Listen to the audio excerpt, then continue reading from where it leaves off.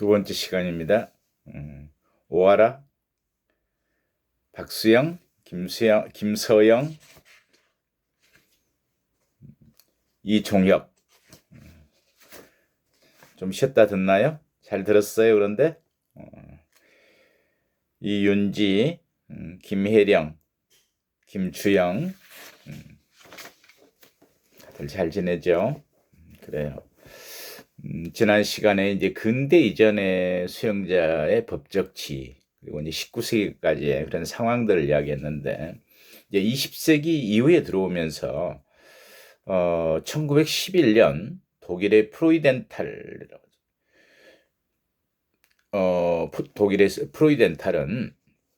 이런 말을 하죠.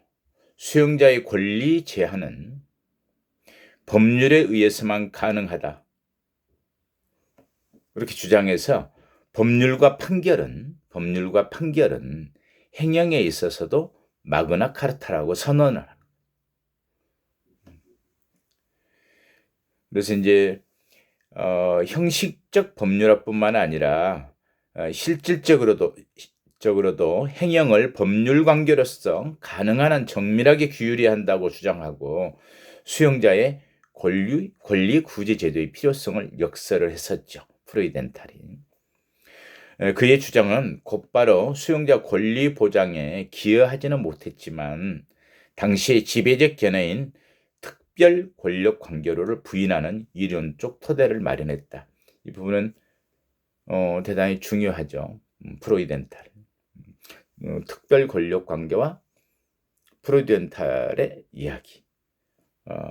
우리도 형행법을 개정하고 형집행법에서도 이전에 이제 수용자 행정벌로서의 징벌의 종류들을 시행령에 뒀었는데 이런 입장 때문에, 이런 관계 때문에 징벌의 종류를 법으로 성격에서 시행령에서 법에다가 하나하나를 나열해서 명시하도록 바꿨던 적이 있습니다.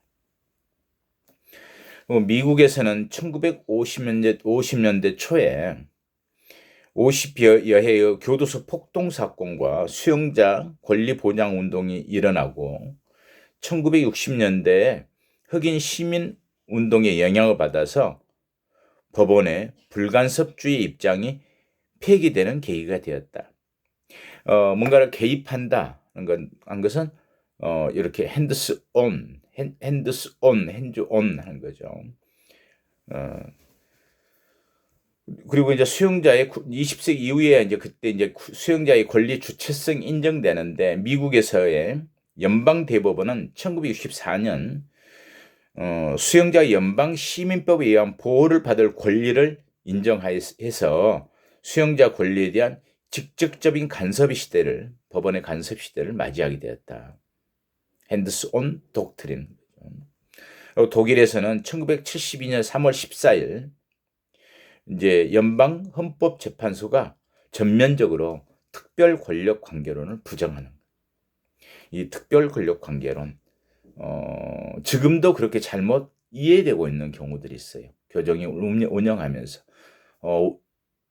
수용자는 특별 권력 관계론의 그런 지위야 뭐 이렇게 이야기를 공공연하게 되게 직원들 하는 걸 들을 때가 있어요. 뭔가 좀 잘못된 거죠. 이러한 수용자의 어떤 법적 지위에 대한 국제적 노력은 1948년 이제 유엔 세계 인권선언을 하면서 이때가 이제 세계 2차 대전 이후죠. 2차 세계대전 이후에 수용자 권리 구제를 위한 권리 신장 운동이 발전해서 1948년 유엔 세계 인권선언을 채택하고 인간 권리에 대한 기본 원칙을 선언할 때죠. 그래서 이제 여러분들 몇 번 강조해서 이야기했었지만 1955년 이때는 굉장히 중요해요. 수용자 공부할 때 우리 교정 공부할 때 제1회 유엔 범죄 방지 및 범죄자 처우 회의가 있었죠. 제1회 1955년. 그래서 여기서 피구금자 처우 최저 기준 준칙 또는 뭐 규칙을 채택해서 행령에 대한 국제적 기준을 마련한 거예요. 공고 사항이긴 하지만. 그래서 이제 유엔은 행영에 대한 국제 기준으로 고문 금지 선언, 이건 1975년, 법 집행 공무원 행동 강령, 의학 윤리 원칙, 모든 형태의 억류 구금하에 있는 사람들을 보호하기 위한 원칙, 1988년에요. 또 수용자 처우에 관한 기본 원칙, 1990년 이제 채택하기에 이릅니다. 우리가 이야기했던 특별 권력 관계론에 대해서는 조금 더 공부를 해볼까요? 특별 권력 관계론. 이건 독일의 오토 마이어에 의해서 정립된 건데요. 특별한 공행적 목적을 위해서 특별한 법률상 원인에 근거하여 성립되는 관계, 특별 권력 관계가 성립되는 거. 지금 이론적 기초예요. 무엇과 대비되죠? 일반 시민과 국가의 관계를 의미하는 일반 권력 관계, 소위 일반 법률 관계로 표현하는 게 맞죠. 일반 권력 관계를 해봐는 법률 관계, 일반 법률 관계, 일반 권력 관계죠. 네, 여기서 일반 권력 관계라는 표현을 쓰는 것은 특별 권력 관계와 대비되는 개념으로 사용하기 위해서 용어를 썼는데요. 특별한 공행적 목적을 위해서 특별한 법률상 원인에 근거해서 성립되는 관계를 우리가 특별 관계론이란다. 그래서 어떤 게 있냐면 공무원 내지 군인의 복무 관계, 수용자의 구분 관계 등을 예전에 특별 권력 관계로 이야기를 했었어요. 이 말은 권력 주체가 권력을 행사하는 쪽이 구체적인 법률의 근거가 없어도 특정 신분자를 포괄적으로 지배하는 권한을 가지고 그 신분자는 이에 복종하는 관계다. 지금으로서는 좀 상상하기 어렵지만 특별한 법률의 근거가 없어도 지배 복종 관계가 성립했던 이걸 특별 법률 관계론이란다. 특별 권력 관계라고 한다. 이게 이제 조금의 수정의 단계를 거치죠. 특별 권력 관계 관념 자체는 그건 이해하겠다. 관념 자체는 공행정을 유지하기 위해서 특별한 신분이니까 인정하지만 법치주의의 적용이 배제되는 범위, 법치주의의 적용이 배제됐잖아요. 그 범위를 좀 최소화하려는, 축소하려는 독일의 울레라고 하는 학자의 견해가 있었고, 수정설로 울레 독일에 또 특별 권력 관계의 성립, 변경, 종료 등의 영향을 미치는 기본 관계에 있어서는 사법 심사를 허용하면서 기본 관계에 영향을 미치지 않는 단순한 경영 관계에 있어서는 사법 심사를 부정하는 입장. 그러니까 기본 관계에 있어서는 사법 심사를 허용하지만 그런 기본 관계에 영향을 미치지 않는 일반적인 어떤 관계들에 있어서는 단순한 어떤 경영 관계, 운영하는 문제에 있어서는 경영보다는 이제 구체적인 어떤 운영이라는 표현이 좋겠죠. 운영 관계에 있어서는 사법 심사를 하지 않아도 된다. 이렇게 이제 수정이 되어 오다가 오늘날에는 완전하게 이제 부정이 되고 독일에서마저도 1972년 3월 14일 연방헌법재판소가 완전히 부정했다 그랬죠. 그래서 실질적 법치국가에서 오늘날은 실질적 법치국가에서 법치주의의 적용을 받지 않는 권력인 특별 권력은 인정될 수 없다. 법치국가에서는. 그래서 특별 권력 관계의 존재를 부정하고 일반 법률 관계, 일반 권력 관계로 이제 보는 견해로 오늘날은 다 바뀐 거죠. 그래서 수용자의 법적 지위는 헌법과 법률을 기초로 논의되어야 하므로 헌법과 법률에 의해서 수용자의 권력을 제한하기 위해서는 법률에 근거가 있어야 하고 그러한 제한은 필요 최소한에 그치한다. 이 이야기는 뒤에 기본권 제한에서 다시 한번 제가 강조해서 정리해 줄게요. 강조하면서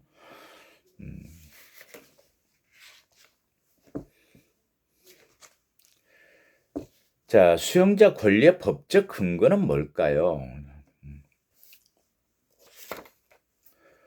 헌법에는 모든 국민은 인간으로서의 존엄과 가치를 가지며 행복을 추구할 권리를 가진다. 국가는 개인이 가지는 불가침의 기본적 인권을 확인하고 이를 보장할 의무를 진다. 우리 헌법 제10조죠. 모든 국민은 행복을 추구할 권리.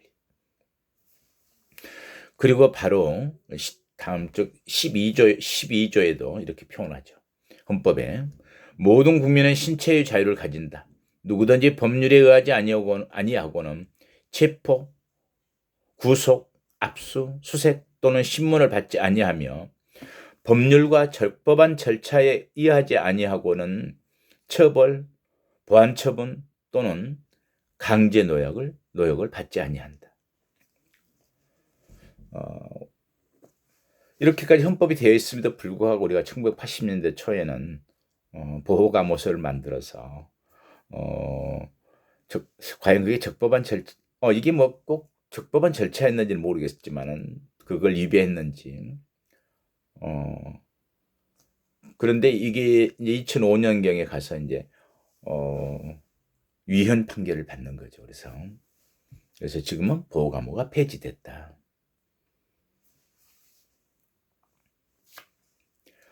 또 이제 37조에 보면은 국민의 자유와 권리는 헌법에 열거되지 아니한 이유로 경시되지 아니한다. 헌법에 열거되지 않았다고 해서 경시되지 아니한다. 그리고 헌법에 이렇게 명시되어 있는 권리의 의무들이죠. 수용자 권리의 법적 근거는 헌법에도 모든 국민원에 포함되니까. 이제 형의 집행 및 수용자 처우에 관한 법률에 보면은 앞에 제 4조에 이 법을 집행하는 때 수용자 인권은 최대한 존중되어야 한다.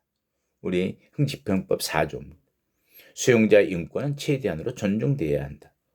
그리고 바로 밑에 5조, 다음에 5조에는 수용자는 합리적인 이유 없이 성별, 종교, 장애, 나이, 사회적 신분, 출신 지역, 출신 국가, 출신 민족, 용모 등 신체 조건, 그리고 병력, 어떤 병이 있다 그래서 또는 혼인 여부, 정치적 의견 및 성적 지향 등을 이유로 차별받지 아니한다. 종교에 대한 차별이 얼마 전까지 있었어요. 이렇게 여호와 증인들은 당연히 항명죄로 형법에 저촉되어서 교도소에 들어왔고 안에서마저도 종교의 자유가 집회를 할 이런 부분이 전부 제한되고 제외됐었죠. 지금은 인정되고 있습니다. 유엔 피구금자 처우에 관한 최저 기준 준칙, 여기에도 그 근거가 우리의 형집행법처럼 씌어져 있어요. 이건 1955년에 이미 있던 이야기인데 이 규칙은 공평하게 적용돼야 한다. 피구금자의 인종, 피부색, 성별, 언어, 종교, 정치적 또는 그 밖의 견해, 국적, 사회적 신분, 재산, 출생 또는 그 밖의 지위에 의해서 차별이 있어서는 안 된다. 그런데 이제 권리 제한이 있죠. 우리가 일반 시민, 국민과 국가는 일반 그냥 법률 관계잖아요. 일반 권력 관계, 일반 법률 관계인데 수용자는 그 신분상 제한되죠. 그래서 지금은 특별 권력 관계론에서 수용자의 지위는 정확히 표현하자면 제한된 일반 법률 관계, 이렇게 표현하는 게 정확하겠죠. 그럼 어떤 경우에 제한을 하는가? 당연히 제한되는 게 있죠. 수용자 신분이기 때문에 제한되는 거. 그럼에도 불구하고 권리 제한은 어떤 한계를 둬야 될까요? 헌법상 기본권 제한의 형식과 한계를 준수할 것이오고 그걸 제한할 때 제한의 형식은 형식적 의미의 법률에 의해 하고 법률에 의해 하는 제한할 때 그러한 법률은 명확성의 원칙과 적정성의 원칙이 적용돼야 한다. 명확하고 적정해야 한다. 권리를 제한하는 경우에도 제한이 불가피한 경우에만 허용된다는 최소 침해의 원칙. 늘 이게 문제가 돼요. 과도해서 안 되는 최소 침해의 원칙. 또 권리의 제한을 통해서 달성하고자 하는 공익과 침해되는 개인의 이익, 개인의 침해되는 사이에 균형이 이루어져야 한다. 이게 법의 균형성의 원칙이죠. 최소 침해의 원칙과 법익 균형성의 원칙, 법익, 공익과 사익의 침해되는 사이에 그 균형이 이루어져야 된다. 공익을 위해서라는 이름으로 사익이 지나치게 제한돼서도 안 된다. 적정해야 한다. 균형성의 원칙이 이루어져야 한다. 준수돼야 한다. 자, 그러면 수용자의 어떤 기본권에 대해서 한번 보죠. 이제 이렇게 이야기했던 것들을 정리해보면 권리의 성격상 어떠한 경우에도 제한할 수 없는 권리는 뭐죠? 헌법적에 나와 있는 인간의 존엄과 평등권. 어떤 경우에도 제한돼서는 안 되죠. 그리고 사상과 양심의 자유. 어떤 경우에도. 또 하나 신앙의 자유. 이건 헌법에 나와 있는 어떤 기본권에 관한 내용들이죠. 평등권, 사상과 양심의 자유, 신앙의 자유. 그런데 용조물 그랬죠. 공공건물. 이것의 존립 목적상, 용조물의 존립 목적상 법률로 제한할 수 있는 권리. 법률로서 제한될 수밖에 없는 거. 사생활의 비밀과 자유. 어느 정도 침해가 되잖아요. 제한. 사생활이라고 하는 부분들. 당연히 일반 국민들은 사생활에 비밀과 자유가 보장되지만 이를테면 내 전화번호 하나, 내 주민등록번호 하나 누구에게 내 사적인 것이 나갈 수 없잖아요. 개인정보 같은 것. 그런데 교도소에 들어와 있다면 그런 부분들은 관리상 영조물의 존립 목적상 사생활의 비밀과 자유가 제한되는 부분. 그리고 통신의 자유. 그렇죠? 마음껏 내가 아무 때나 전화하고 편지를 하고 이런 부분에 대한 통신의 전화를 사용하고 이런 부분들은 용조물의 존립 목적상 제한할 수 있는 권리다. 그리고 이제 구금의 본래 성격상 당연히 자유형이라고 하는 구금이죠. 신체를 구속한 자유가 박탈된 이게 자유형이죠. 그래서 구금의 본래의 성격에 비추어 불가피하게 자유가 제한된다. 소위 박탈되는 경우들이죠. 불가피하게 그래서 제한된다. 박탈이라는 말은 그러겠죠. 근데 이제 신체의 자유. 신체가 이미 구속됐잖아요. 나 자유롭게 나갈 수 있어. 나 주말에 집에 다녀올게요. 안 되잖아요. 집회 결사의 자유 안에서 우리 모임을 하나 만들었어요. 그래서 공무원끼리 만든다를 찍이 과도 아닌가요? 아무튼 집회 결사의 자유가 안 된다. 거주 이전의 자유. 거주 이전의 자유라는 부분은 전혀 안 되는 거죠. 저 집이 저쪽에 마산이거든요. 창원교도소로 보내주세요. 저 집이 신안인데요. 목포교도소 생활하고 싶어요. 자기가 선택할 수 있는 게 아니죠. 그 사람의 분류심사 결과에 따라서 처우의 등급이 결정되는 교도소에 가야 되는 어떤 것들. 거주 전의 자유가 없다. 안에서는 또 어떨까요? 저는 저 방이 마음에 들어요. 햇빛이 더 잘 들잖아요. 제가 좀 어두운 곳이 두렵고 하니까 좀 햇빛이 더 잘 드는 방으로 주세요. 이런 부분들은 안 되겠죠. 또 안에서는 물론 환자들은 그런 걸 고려할 수는 있을지 모르겠지만은 제명에 따라서 나이에 따라서 성인이냐 소년이냐에 따라서 또는 범수에 따라서 이렇게 구분지어서 관리를 하는데 그런 부분도 거주 이전의 자유와 관련되겠죠. 저는 저쪽 사당에서 생활하고 싶어요. 제가 가까운 사람이 있거든요. 또는 저 사람이 싫어요. 방 옮겨주세요. 정당한 사유가 없이 뭐 이렇게 거주전의 자유처럼 이야기하면 안 되겠죠. 당연히 또 직업 선택의 자유.